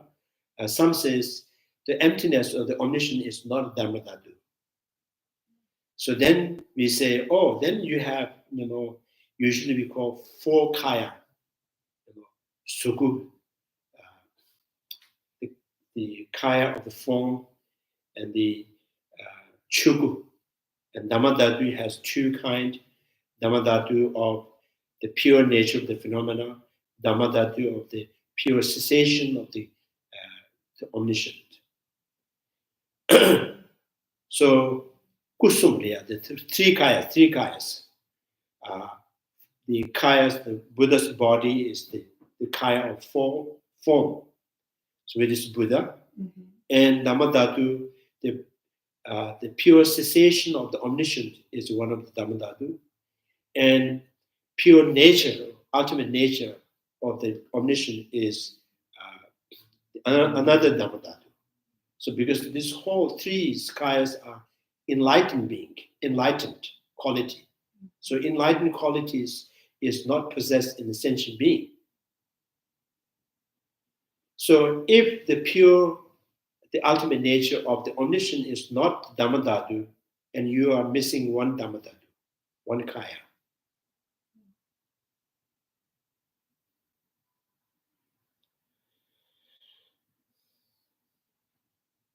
Yeah, minority school, and also, the kind of, the people who do not really understand they find not comfortable with the Prasangika school point of view, and then, it's good enough in the minority schools point of views. So when you say finding the emptiness of omniscience, you're looking for something that truly exists, aren't you? I mean, why? Because the emptiness of the omniscient? No, it's, I mean, I don't know how to say it. Because everything is relative, omniscience is relative. So I don't understand how you could say the sentient being, I mean, I guess you're saying that's a false point of view. Yeah, I think I would say it very clearly. In the minority schools, You cannot just mix chili and sugar at the same time. So I think whole point is saying that in order for pacifying the afflictive emotions, only with wisdoms you can pacify the negative emotions. So the wisdom, there's many kind of wisdoms. So the Suthantika school, the wisdom that they think this is the best to all, pacify all the afflictive emotions. In minority schools, they are understanding the wisdoms. Their wisdom is the best to pacify negative emotions. And middle autonomous schools, so their wisdom is they think this is the only way to overcome afflictive emotions. Now the Prasanga school, so they think the intrinsic nature is totally absence, nothing from the basis is the best way to understand relatively existing dependent originations. That's most profound, subtle dependent originations is the only antidote that could pacify all kind of negative emotions. So, Guide to the Bodhisattvas in the wisdom chapters, Shantidevas raised these kind of questions while there's an argument between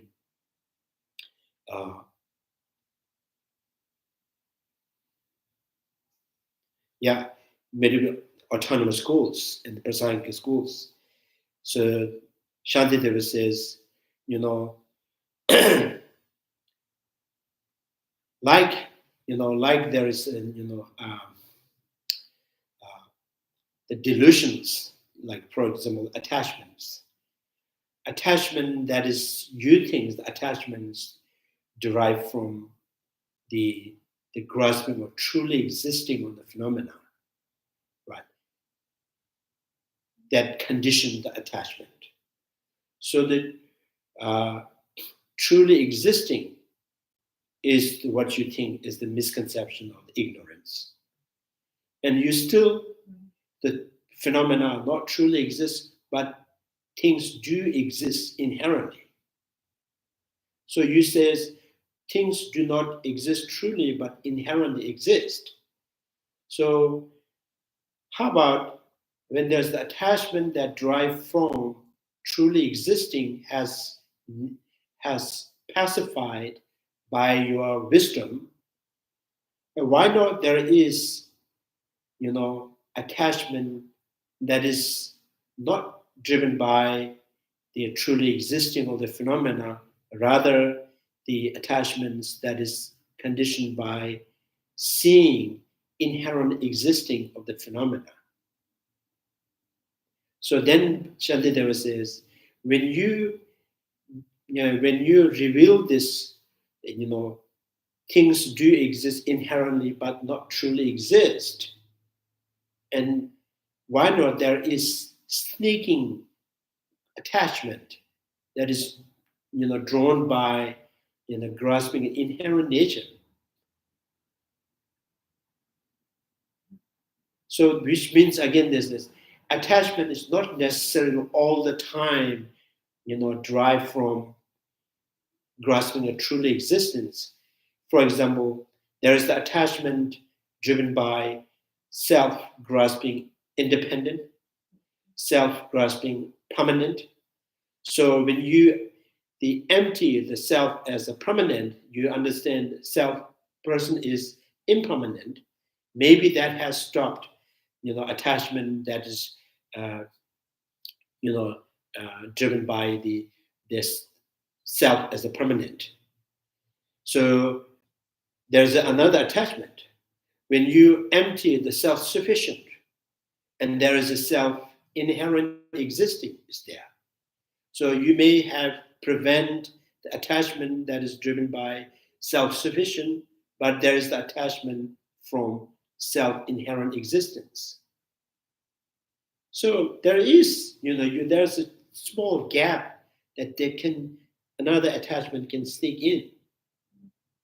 So the Prasangika schools are totally absent of inherent natures, intrinsically existing, that could not leave any gap or any space for any kind of afflictive emotions. When this wisdom can remain, impact on your mind, there is no space for anger and attachment. So that when the impacts reducing and then start coming up, the anger and attachments can. Again, you meditate in emptiness, constant meditating, and you may be, eventually, you may be able to overcome the seed of the afflictive emotions. So when you overcome the seed of the afflictive emotions, you have various, your mind has, almost like, for you have stabilized the wisdom realizing emptiness within the mind for much, much longer time. Geshe-la, Yeah. what is truly existence and inherently existence? What different? Yeah, I'm thinking of a grid. Let me just say, I'm thinking of a grid of four things. Things exist inherently and truly. Things exist inherently but not truly. Things exist truly but not inherently. And things neither exist truly or inherently. Now, I know you talked about it, but I didn't get it, I'm afraid. Okay. So, for example, say in the minority school and the Sotandika schools, there is no the self-sufficient I. Self-sufficient I means the I or the self that exists by itself. So when the self is self-sufficiently exist, without the body, this myself could exist. Without the feeling, there's a self could exist. Without the consciousness, eye consciousness, nose consciousness, tongue consciousness, which means there is a self that exists in and of itself. Even there's the body is no longer existing. Even there's the feelings not exist, but still the self could exist by itself. So now when you empty, so this sound like itself is independent. So who thinks that in this kind of way of this the existing of self, like in non-Buddhist schools, like Atma. So this is when you are when you're born, Atma has no age. It's what do you call it? Limitless, finite. So you cannot you can measure how old the Atma is. Day you're born, the Atma is there. That you can say that with body you can so how old this baby is, 1 week or 2 weeks, but the Atma and forever existing. So which means without this body, when this body is growing or getting older or die, the Atma always remain the same. That is called self-sufficient and independent self, right? So now through the logic, we says that kind of I, the self, is impossible. Impossible. There is no self that exists in and of itself without depending upon identity of the self, without depending upon body, feeling, perceptions. No I could exist. So if there, that's the one reason. And by emptying that kind of I, proving that it not exist. So still, Yes, the I, the self, does not exist way the non-Buddhist school believes, but I must be exist. There must be self, myself that exists. And with some Vaibhashika school says it's the collections, body, consciousness, combinations is is the basis for the I to exist. And again, Sotanic school says, how can the combination of mind and body is the self, which means your existence is, discontinued, the combination breaks. So the combination does not continue for the next life. So the Sotanic school says that combination of mind body is not the illustration of I. And then they say, and which one is I? And they say, oh, the mental consciousness, the sixth consciousness is the I. The sixth consciousness, when all the perception, I consciousness, nose consciousness, if many of the mental consciousness dissolve when the person dies, the mental consciousness will continue, kind of go to the next life. So the mental consciousness is the illustration of I. So that is intrinsic I. Intrinsic I, and that going, the way it goes, the present to the future is going. So that is not only inherent, it is also truly exist. So that truly exists. Now, so then says, what is that things that can, even in the conditional level, there is no such thing that in the conditionally exist and exist for the next moment. Like hour and the minute ceased, 60 minutes gone, hour is not moving, not moving towards the next hour. Next hour started when that first hour has ceased to exist. The first hour is not transferring to the next hour. And in what sense the things that could presently goes to the future? From the present, what goes? So they think because there's a continuity, there must be something goes from the present to the futures. There must have something within the present that came from the past. So the continuity is, there is some kind of misunderstanding of the continuities. There's independent continuities, intrinsic continuities, truly existing continuity. That what they find is the basis for the existing of I. So then says, it's not just inherently I, it is the truly existing of I. And then, so that when you say, Lord, with reason, you can negate that kind of I. When you negate that kind of I, and then my medieval autonomous school says, yes, there is, there is no truly existing, or there's no truly existing of self, right? Truly existing of self, but the mind stream, the continuity of the mind is the illustration of I. So the one mental consciousness is not moving from the present to the futures, and one mental consciousness is not the illustration of I, but the stream, the continuations. So there's a continuity of the mental consciousness is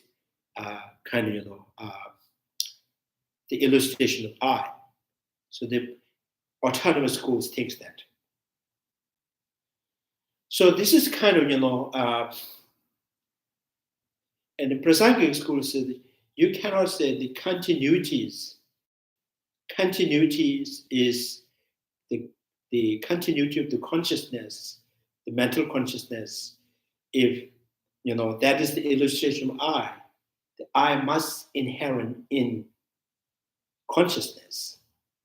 You cannot say I is not I or the self is not inherent in one mental consciousness or two mental consciousness, but continuities. Which means if the I is inherent in continuity consciousness, I must be inherent in consciousness. So which means, the mental consciousness that continues become the illustration of I, and mental consciousness has to be a self or person. So this is logically against that the consciousness become the person. And then also you accept if the person or male or the female, how can you say there is the male, female in the consciousness? How can there be a human being? There's the animal beings. So the consciousness is the basis for, imputing the self, but basis is not the imputational factors. Basis cannot be the entity that is imputed. The continuity consciousness or the each mental consciousness never be the base illustration of I. So that therefore I is not inherent in one consciousness or the two consciousness, even not a continuity consciousness, not inherent there. Now this has become so difficult for minority school in the autonomous school, because if I is unfindable, I is impossible to possess within the one basis, then you have no existing of I. So that is the nihilism. The Prasangika school says nihilism is, either you deny things to be existing or you just destroyed the existing of that thing. So,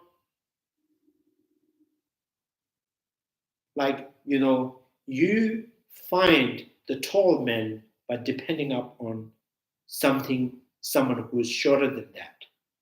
And you find again that tall man is short with relative to the one who is much taller than that. So there is no illustration of tall man or short man within that person. It's relatively you possessed the existing of the short man tall by depending on something else. But still you think that whatever the relatively exists is exist. But there is no any inherent nature, is not inherent in anything, but rather is relatively. So the Prasangika school says that everything is like short and tall, east and the west, and person, the male or female. So that everything is relatively and then presented to be existing. So that is the conventional reality. So the things do exist relatively, but not inherently. So not, which means anything that you say, oh, there's the color, or this is the orange, right? This is the, shape. So anything that you say, the color. So if you objectively analyze how color exists, where it exists, and then what makes the color, what makes the color is the space, lights, form, and sense power. So what is making the existing color are devoid of colors. Color do not inherent in those conditions. Like I sometimes said, greens, the greenness is not inherent in the light yellow. Greenness is not inherent in the blue. The combinations when these two mix together, there's the green. So the relatively it exists, but not, you cannot pinpoint them and where it really located. So how can you say things, they don't inherently exist, but they truly exist? What does this mean?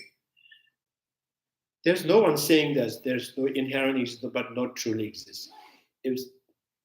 If things you see, any school of thoughts who thinks things do exist truly, which means they are also believe inherent existence.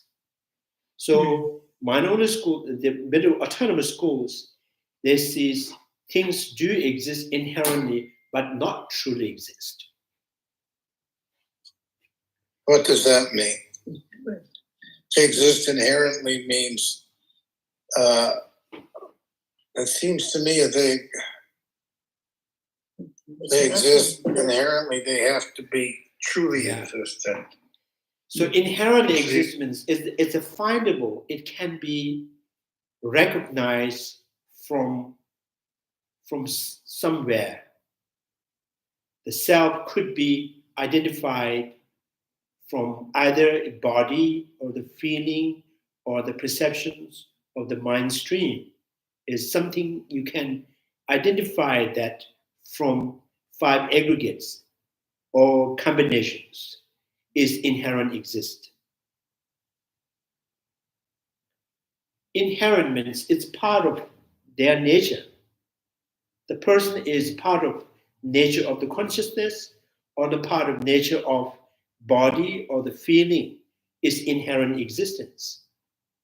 If the self, a person is inherent, so which means it has to be the part of, if not the part of the body, maybe part of the feeling. If not part of feeling, maybe part of the perceptions. If not the part of perceptions, maybe part of the mind stream. So somewhere it must,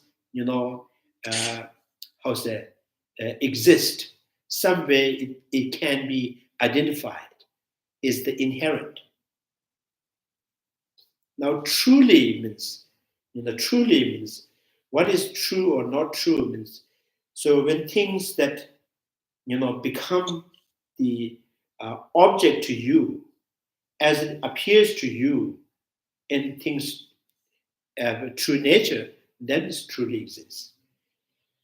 So things that appears to your mind as it exists, and that's it truly exists. So the middle autonomous school says the things not truly exist means things also exist without the name, without thought, without the cognitions. Like eye consciousness sees the color without relying on eye consciousness. Well, it's out there. That is the mind, the autonomous school says, that is the seeing the way the truly existence. Eye consciousness sees the color apart from the eye consciousness itself, is the seeing the truly existing of color. So without a subject, the object exists by itself, is the truly exist.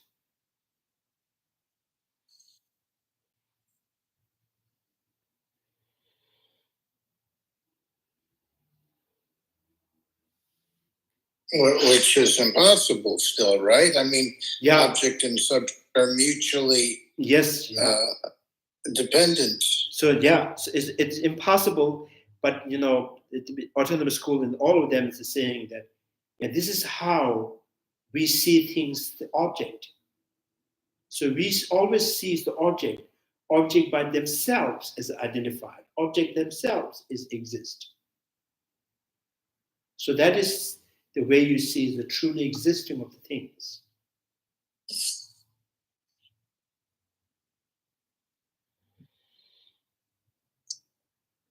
So that would be the opposite of relative. Yeah, that is the opposite of the relative. Without a subject, object exists.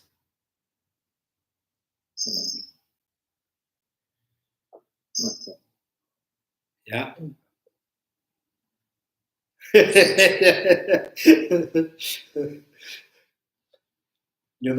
the Samkhya, one of the Samkhya school, he can assert all the phenomena can be included in six. He kind of six things, and we say, why not 7? Why not 8? He said, oh no, that was the, I asked the Bhagavan. Bhagavan came to me in the form of owl, and I asked the first thing, is it true? And owl says yes. So then first was confirmed. The second I asked, owl says yes. So he's counting the 6. The 7th, he says, is the 7 exist? Owl said no. So there's one of the Samkhya schools, follower, the owls, they says, everything's included, the 6 things,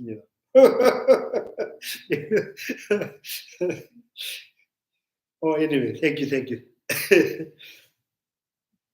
Chanju Simja Rinpoche, Majebana Kishu, Gebanya, Bambaya, Konde, Konye Sawa Rinpoche, Majebana Kishu, Gebanya, Konde, Kama Simja Kamja, Dedan, Yedro Kamja, Sato, Chanju Simja, Kama Sushu, Dada Kunju, Monum Juju, Karera Rubu, Shimazu, Panda, the woman Juju, Jereza, Tindija, Sideba, May the precious floating mind not get born, arise and grow. May the born not decline, but increase forevermore. May the precious mind realizing emptiness not yet born, arise and grow. May the born have no decline, but increase forevermore. Due to all these merits, may our Father and Mother Ascension be all the happiness, and may all the lower realms be empty forever. Wherever there are bodhisattvas, may all their prayers be accomplished immediately. In the sacred land surrounded by snow mountains, you are the source of all benefit and happiness, O powerful Shenri Tenzin Chaso, remain in this world until samsara ends. Thank you very much. Thank you.